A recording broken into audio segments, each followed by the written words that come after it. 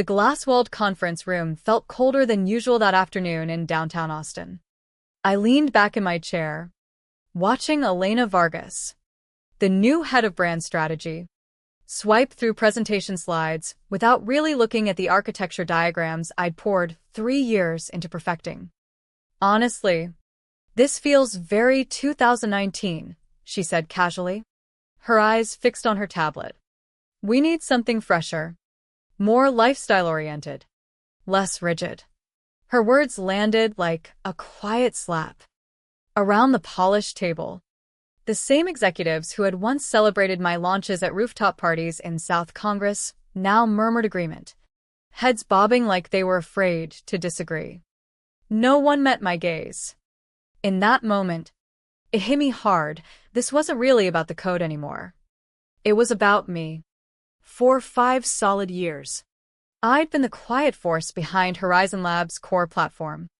The real-time data pipelines, the secure logging systems, the back-end integrations that kept everything running smoothly for enterprise clients across healthcare and finance. These weren't just features. They were the invisible spine holding the company together.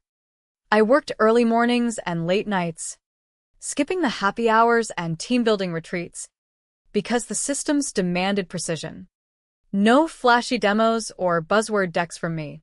Just reliable code that shipped on time and rarely broke under pressure. That dedication had been respected back when we were a bootstrap startup scraping by on seed funding. The founders trusted me enough to let me structure my contributions through my own LLC, Ellis Codeforge, for clean liability protection. The early contracts were straightforward. They got usage rights, but full ownership stayed with the originator unless a formal assignment was signed and witnessed. Nobody pushed for transfers as revenue climbed past 8 figures. It was just how things worked then. But everything shifted when the private equity firm injected capital 18 months ago. The company rebranded from engineering first to brand forward. Consultants flooded the open plan office with vision boards and color palettes. New hires arrived in designer sneakers, talking about frictionless user journeys and vibrant ecosystem experiences. Product decisions moved from technical reviews to marketing slides. I found myself looped out of key meetings, my input reduced to after-the-fact approvals. The slow exclusion crept in without announcements. An email thread about the new roadmap would arrive without my name in the CC. Roadmaps appeared pre-approved by the brand team, full of vague promises that ignored compliance layers or rollback protocols I designed after hard-won security audits. At the last all-hands, the CEO hyped the design team's bold visual refresh but said nothing about the tech stack making those pretty interfaces actually functional. I sat in the back, nursing lukewarm coffee, forcing a polite smile while colleagues avoided my eyes. I kept delivering, of course. Updates deployed cleanly. Systems stayed up during peak loads. But the writing was on the wall. They wanted someone who embodied the new culture, outgoing, collaborative in the performative sense, comfortable with endless brainstorming sessions. I was competent, sure, but I wasn't forward-thinking enough in their eyes. The walls closed in gradually. A quiet campaign of sidelining that left me wondering how long I had left. One evening after another fruitless review, I stayed late in the near-empty office, the city lights twinkling outside the floor-to-ceiling windows. I pulled up the repository history, tracing my commits back to those early chaotic days. Every module header still carried the LLC reference. The contracts sat safely archived on my personal drive, clause after clause spelling out reversion rights. I hadn't planned for betrayal exactly, but I'd learned early that protecting your work wasn't paranoia, it was prudence in this industry. As I backed up another set of logs, a knot formed in my stomach. This wasn't just professional pride on the line. It was years of my life poured into something bigger than me, now being casually dismissed as outdated baggage by people who couldn't trace a single dependency. The betrayal stung deeper because it was so polite, so corporate. No raised voices, just nods and pivots away from the foundation that made their new vision possible. I closed my laptop and walked to the parking garage, the humid Texas night air doing little to ease the tension building inside me. The shift had been subtle, but irreversible. They were rewriting the story of the company. And in that story, engineers like me didn't have leading roles anymore. The next weeks brought more signs. Features I'd refined over months vanished from specs in favor of trendy buzzwords like seamless omnichannel. When I raised concerns in a follow-up with Elena, her response was breezy. We're evolving toward enterprise lifestyle solutions. The old technical language just doesn't align. Lifestyle solutions. As if robust security and data integrity were mere styling choices. I nodded, kept my tone even, but inside the frustration simmered. These weren't abstract modules. They powered millions in revenue and kept clients compliant with strict regulations. Dismissing them risked real consequences. Yet no one seemed to care. By the time the quarterly review cycle rolled around, the pattern was clear. My calendar filled with fewer technical syncs and more optional culture workshops. Colleagues whispered about alignment in the break room. I focused on the work, documenting every change meticulously. Deep down, I sensed the end approaching. Not with drama, but with corporate inevitability. The company that once needed my expertise now saw it as a relic. But the contracts, those quiet pieces of paper from 2018, remained unchanged. They didn't know it yet. But the foundation they were so eager to modernize still belonged. In legal terms, To me. the HR call came on a Wednesday morning, the kind of overcast day that made the Austin skyline look muted. The woman's voice on the line was professionally gentle. Jordan, we're evolving the brand and reviewing roles for better cultural alignment. Your contributions have been outstanding, but we feel your style doesn't quite match the forward momentum we're building. I listened without interrupting, the words washing over me like a scripted lullaby. Cultural fit. That phrase again. She praised my technical skill, but emphasized personality, tone, and team energy. Translation. I wasn't loud enough. Didn't network aggressively enough. Didn't embrace the pastel gradients and lifestyle jargon. I thanked her for the clarity, ended the call calmly, and stared at the blank wall of my home office for a long minute. No outburst. No pleading. What would be the point? My record spoke for itself. Systems that passed every audit, handled massive scale, never once caused a major outage. Yet here I was, deemed incompatible with this shiny new direction. The severance terms were standard. End of quarter. Knowledge transfer checklist. Credential return. They wanted everything handed over neatly, as if my 5 years could be boxed up and archived. Instead, I opened a secure folder on my encrypted home server labeled simply Preparedness. Into it went license trees, contributor agreements, subcontractor amendments, and most importantly, the clause from those original contracts, Section 7.3. Buried in the fine print but crystal clear, proprietary modules developed under subcontractor status revert to the originating entity upon contract cessation unless a witnessed written assignment is executed. No such assignments existed. Just assumptions and handshakes that had carried them this far.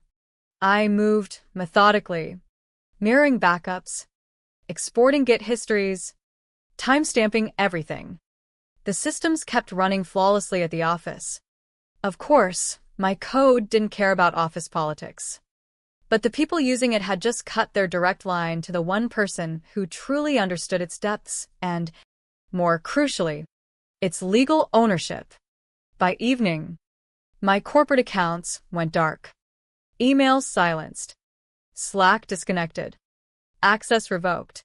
I packed a small box of personal items the next day and left the building without fanfare. No goodbyes. The glass tower receded in my rearview mirror as I drove home through traffic, the radio humming low. There was sadness. Yes, the loss of a place that had once felt like a mission. But also a strange clarity. My real work had never lived solely on their servers. It lived in the contract side safeguarded. At home. The silence was different, productive, controlled. I reviewed the lineage maps again. Every core component traced back to my LLC. Patent filings under my name for the sync protocols. The acquiring firm, a major player looking to buy Horizon for 9 figures, was weeks away from due diligence. I knew because a lingering project alias had accidentally included me in a calendar invite mentioning IP consolidation review, urgent. They were rushing toward a deal built on shaky ground. The brand transformation, the flashy rebrand to Vivid Horizon with lifestyle apps and pastel interfaces, all rested on back-end systems whose ownership chain was incomplete. Employment-based permissions had expired with my termination. I waited, watching from afar as internal threads likely erupted once legal teams started tracing modules. The first voicemail arrived 2 weeks later, tone shifting from casual to concerned. Then another. I let them accumulate. My phone stayed silent otherwise. Friends in the industry reached out quietly, confirming the rumors. Acquisition talks were heating, but flags were appearing in IP audits. The new brand lead, Elena, was suddenly being asked detailed questions about dependency graphs she couldn't answer. Tension built slowly in those days. I took long runs along the Colorado River Trail, letting the betrayal settle into resolve. This wasn't revenge, it was accountability. The company had treated my foundational work as disposable once it no longer fit their image. Now, facing real money on the line, they would have to confront what they'd ignored. One Thursday, the same weekday as my exit, the formal invitation arrived for a clarification session via video. 4 faces appeared on screen. 2 from Horizon. 2 from the acquiring firm. Polite smiles masked unease. The lead counsel opened with pleasantries about legacy files. I let silence stretch. Before we discuss, let's clarify scope and valuation. The room shifted palpably. The questions about valuation of what led me to cite the specific 2018 clause. Screen sharing clean timestamps and headers. No theatrics. Just facts, code provenance. Missing assignments. Reversion rights now active. They listened. Interruptions faded. By the end, I outlined a path forward, not war, but fair licensing. Retroactive fixes would be messy. A proper agreement was cleaner. The Horizon reps looked stricken. Their entire rebrand gamble was built on borrowed foundations now legally questionable. The call ended with promises to review. I closed the laptop, poured a glass of water, and felt the first real calm in months. The leverage wasn't ego. It was the simple truth that code without ownership documentation is a house of cards. They had the brand vision. I held the blueprint. The acquiring firm's memo hit like a quiet earthquake. IP provenance inconsistencies identified. Deal paused pending resolution. Internal Slack at Horizon exploded in panic threads forwarded to me by a remaining contact. Consultants vanished overnight. The vibrant roadmaps disappeared from dashboards. The rebrand initiative, once the pride of the new leadership, went silent. 72% of operational systems still relied on modules originating from my LLC core logging, security layers, payment queues, sync protocols that marketers never saw, but every customer depended upon. No quick patch existed. The VP of brand who had championed cutting engineering voices was quietly let go. No announcement, just absence. Calls escalated. A board advisor reached out directly. Generous buyout for backdated assignments and quiet settlement. I declined firmly. Backdating was legally risky and indefensible. Respect the original process. I said clean valuation. Formal terms. My attorney submitted a precise PDF, module dependencies, Licensing tiers. Annual fees based on usage metrics. No reinstatement demands. No equity grabs. Just proper compensation for infrastructure they could no longer operate without. The reply came swiftly, request for direct negotiation. In the same thread as my original termination notice, they quoted their own words back, not the cultural fit. The symmetry was poetic. Culture was fleeting, enforceable contracts endured. Negotiations intensified over weeks. The acquiring counsel pushed for speed. I insisted on airtight language. The deal transformed, no longer a clean acquisition at full valuation. The price dropped substantially due to the title cloud. In exchange, they gained licensed access, but exclusively through my LLC. My new position, sole technology vendor. 10-year term. Renewable. With autonomy clauses protecting my methods. Fees 5 times prior salary equivalent, plus support retainers. No non-compete restricting future innovation. No further contact from Horizon's old guard. The final agreement included a quiet clause, mission-critical infrastructure maintained and licensed solely by Ellis Codeforge LLC. The valuation haircut was painful for them, but necessary for clean title. I never returned to the office. A small package arrived weeks later from the acquirer's CTO, a note reading, "Welcome aboard, call us first for anything new," and a token of appreciation. The website updated, gradients toned down. Focus returned to functionality. The rebranding firm was replaced. Names scrubbed. The failed rollout faded from memory. But the code remained, my code, running silently beneath every transaction. In the quiet of my home workspace, the rhythm returned. Notebooks stacked neatly. Keyboard worn from use. Light filtering through blinds onto functional shelves. No slogans or mood boards, just systems executing precisely as designed. A dashboard ping signaled new deployments routing through the license stack.